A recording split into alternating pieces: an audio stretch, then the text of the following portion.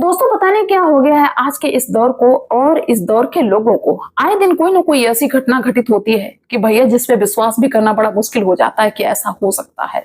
लेकिन होने को कुछ भी हो सकता है। आज जो क्राइम की घटना हम आपको सुनाने जा रहे हैं ये भी इसी प्रकार से है। दोस्तों माता पिता ने अपने घर में बड़ी ही शानदार पार्टी रखी। अपने रिश्तेदारों को बुलाया, अपने गांव गली मोहल्ले के लोगों को बुलाया दावत में। घर में खूब चहल पहल थी, खुशी थी।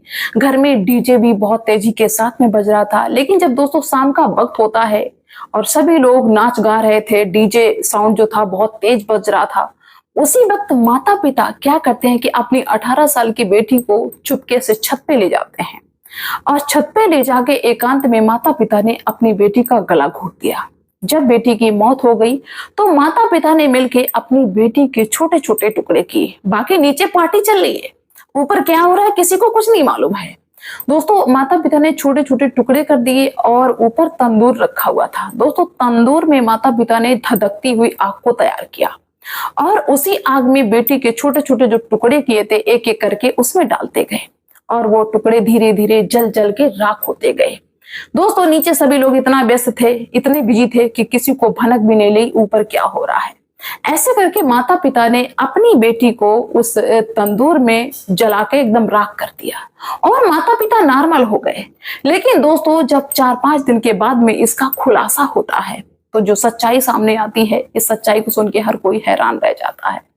तो दोस्तों यहाँ पे सबसे बड़ी बात ये, सबसे बड़ा सवाल ये कि माता पिता ने आखिर में उस दिन ऐसा क्यों किया अपनी बेटी के साथ में जिस दिन उनके घर में पार्टी थी, और बेटी ने ऐसा कौन सा कांड कर दिया था जिससे माता पिता ने ऐसी दर्दनाक मौत दी। चलिए पूरी हम सच्चाई आपको बताते हैं। आप सभी का बहुत बहुत स्वागत है मेरे YouTube चैनल में एक और नई वीडियो में। दरअसल दोस्तों ये जो घटना है ये बिहार की है, बिहार के मुजफ्फरपुर की, और मुजफ्फरपुर के अंतर्गत एक जिला पड़ता है मुसहरी जिला। दोस्तों इस जिला के अंतर्गत ही एक व्यक्ति जिनका नाम नरेश पंडित होता है। दोस्तों वो पंडित थे और वो अपने परिवार को बहुत अच्छे तरीके से चला रहे थे, बड़ा इज्जत से जीते थे और अच्छे व्यक्ति थे। लेकिन दोस्तों क्या होता है कि नरेश पंडित की एक बेटी थी जिसका नाम निशु पंडित था। दोस्तों नरेश पंडित ये सोचते थे कि हम अपने बच्चों को अच्छी शिक्षा दें, बच्चे हमारे कामयाब हो जाएं, बेटी या बेटा। वो समान व्यवहार रखते थे अपने बच्चों के साथ में, और शायद है कि हर माता पिता का सपना होता है कि उनके बच्चे कामयाब हों, अच्छा नाम कमाए, नाम रोशन उनका हो। लेकिन क्या होता है कि ऐसा कुछ भी नहीं होता है जैसा कि नरेश पंडित चाहते हैं। दोस्तों नरेश पंडित की जो बेटी थी निशु पंडित, वो क्या करती है कि जब वो इंटर को क्रॉस कर लेती है, 18 साल की हो जाती है, उसके बाद में उस लड़के का चक्कर गांव का एक लड़का जिसका नाम मिथुन होता है और वो दूसरी कास्ट का होता है उसके साथ में चलने लगता है। और इनका धीरे धीरे प्रेम प्रसंग इस कदर बढ़ने लगता है कि भैया इसकी जो भनक थी वो नरेश पंडित के कानों तक भी पहुंच जाती है, यानी कि निशु के घर तक ये खबर पहुंच जाती है। तक कि माता पिता ने लाख मना किया, लाख समझाया, लेकिन वो लड़की नहीं मानती है। वो लड़की वही करती है जो उसको पसंद है। दोस्तों जब माता पिता ने ज्यादा आपत्ति जताई तो ये लड़की क्या करती है कि 10 मार्च 2025 को ये अपने बॉयफ्रेंड जो गांव का दूसरी कास्ट का लड़का मिथुन था उसके साथ में भाग जाती है।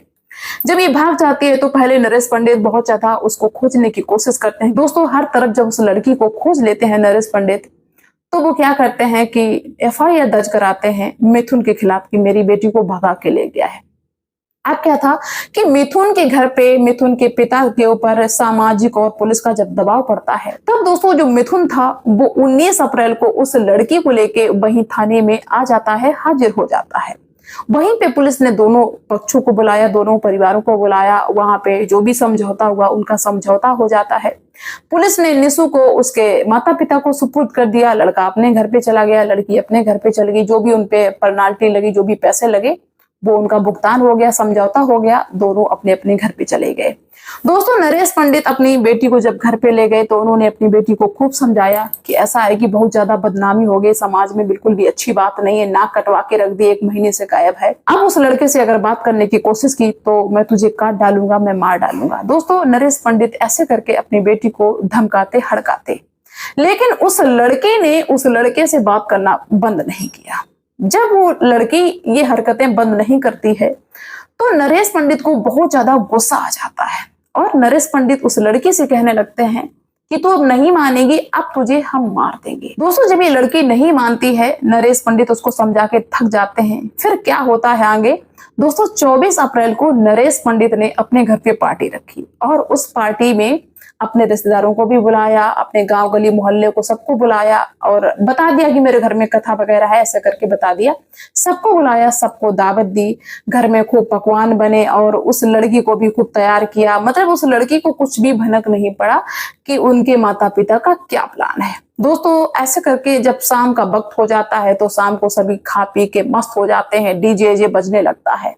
उसी दौरान क्या होता है कि नरेश पंडित किसी बहाने से अपनी बेटी को छत पे लेके जाते हैं और पत्नी भी साथ में जाती है और दो शायद 3 लोग उसमें और शामिल थे। 3 लोग और जाते हैं चुपके से और ये सब जब ऊपर पहुंच जाते हैं तो नरेश पंडित और नरेश के पंडित की जो पत्नी थी वो अपनी बेटी का गला घोट देते हैं। बाकी जो और लोग थे उनके साथ में मिलकर गला घोट देते हैं और नीचे किसी को भनक नहीं पड़ती है, क्योंकि नरेश पंडित जब अपनी बेटी को छत पे ले गए थे उसी दौरान वो डीजे वाले से कह गए थे कि आवाज और तेज बढ़ा दो, क्योंकि नरेश पंडित को लग रहा था कि इसको मारेंगे तो ये चीखेगी चिल्लाएगी, किसी को भनक ना पड़ जाए।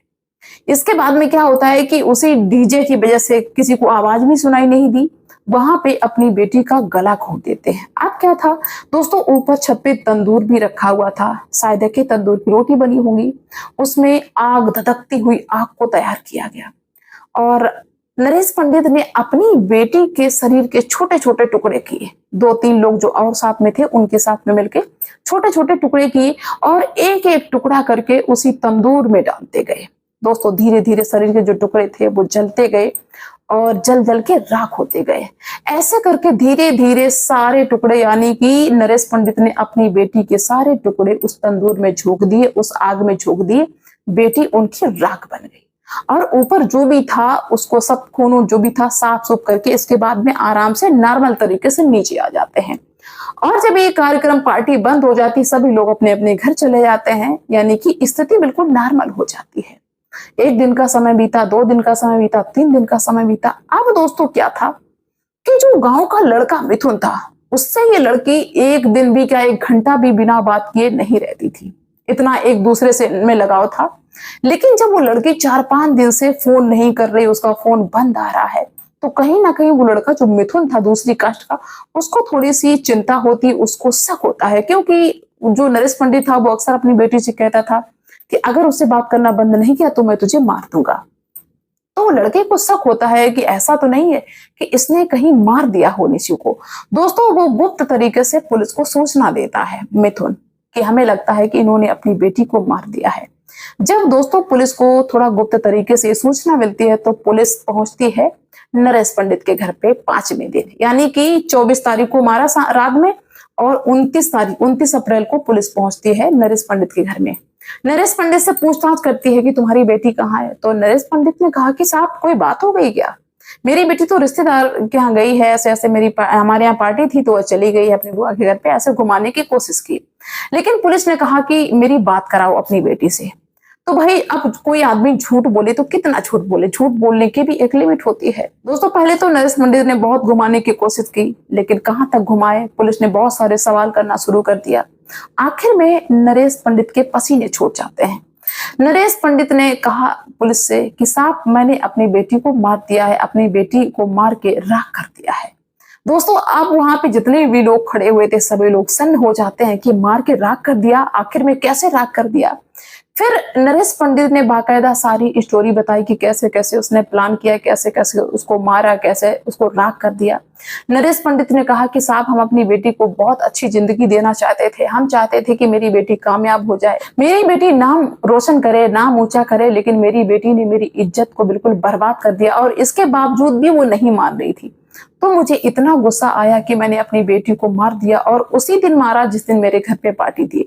और पार्टी भी मैंने इसीलिए रखी थी ताकि डीजे वगैरह बजते रहें और इसके बाद में पूरी पकवान जो भी है उनकी खुशबू घर में वैसे भी फैली रहती है, तो शायद है कि जो तंदूर में बेटी के जो अंग जल रहे हैं, शरीर कटा हुआ जल रहा है, तो उसकी खुशबू नहीं फैलेगी, महक जो होती है वो नहीं फैलेगी। इसीलिए मैंने उसी दिन सारा प्लान किया और अपनी बेटी को मार दिया। बाकी और भी जो लोग शामिल थे उनका भी नाम बताया। दोस्तों, माता पिता ने मिलकर अपनी बेटी को इस कदर की मौत दी, जो भी सुनता है वो हैरान रह जाता है, उनकी रूह कांप जाती है कि आखिर में इनके हाथ भी नहीं कांपे जिस बेटी को पाला पोसा बड़ा किया। लेकिन दोस्तों, कहीं ना कहीं मुझे लगता है कि माता पिता की भी मजबूरी हो जाती है। बच्चे पता नहीं कौन से उसमें चलने लगते हैं, कौन से रास्ते में भटकने लगते हैं। तो वैसे ज्यादातर तो दोस्तों हम यही सबसे कहेंगे कि देखिए, आज का जो दौर है, बदलता हुआ जो टाइम है, इसमें जो इस तरीके की घटनाएं घटित हो रही हैं, तो माता पिता बेशक बच्चों को मार दें या कुछ भी करें, लेकिन कोई चाहे कि इन घटनाओं पे रोक लग जाएगी, रुक जाएंगी, नहीं रुकेंगी। ये घटनाएं आए दिन बढ़ती चली जाएंगी। फिलहाल दोस्तों, ये सारे लोग गिरफ्तार हो जाते हैं और 1 मई को ये जेल भी पहुंच जाते हैं। लेकिन आप लोग क्या कहना चाहेंगे इस घटना के बारे में, मुझे कमेंट्स के थ्रू जरूर बताना। मिलते हैं नेक्स्ट वीडियो में, तब तक के लिए बाय सभी को।